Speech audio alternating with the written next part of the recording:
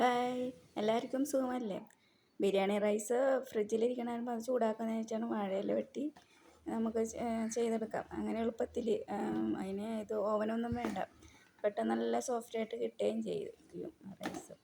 അതിന് ഇഡ്ഡലി പാത്രം അടുപ്പത്ത് വെച്ചിട്ട് ഒരു വാഴയില ഒന്ന് വാട്ടിയെടുക്കണത് നല്ലതാണ്. എന്ന് വെച്ചാൽ ഇതിൽ കീറിപ്പോകല. അപ്പോൾ ആവി വരുമ്പോൾ ഒന്ന് അതിൻ്റെ മീതെ വെച്ച് കൊടുത്തു കഴിഞ്ഞാൽ എന്നിട്ട് ബിരിയാണി റൈസ് അതിലോട്ട് ഇട്ട് കൊടുത്തിട്ട് അത് നമുക്ക് ആവശ്യമുള്ളത് ഇട്ട് കൊടുത്ത് കഴിഞ്ഞ് നല്ലോണം ആവി കയറി കഴിയുമ്പോൾ അത് നല്ല സോഫ്റ്റായിട്ട് കിട്ടും. അന്നെല്ലാവരും ചെയ്ത് നോക്കണം കേട്ടോ.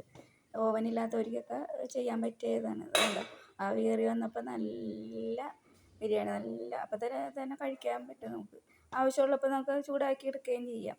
ഓവനില്ലാത്തവർക്ക് അല്ലെങ്കിൽ ബുദ്ധിമുട്ടല്ലേ അത് ചൂടാക്കിയൊക്കെ എടുക്കാനായിട്ട്. ഇത് കഴിക്കണ 5 മിനിറ്റ് മതി അത് ശരിയാക്കാൻ. അപ്പോൾ എല്ലാവരും ചെയ്ത് നോക്കണം കേട്ടോ.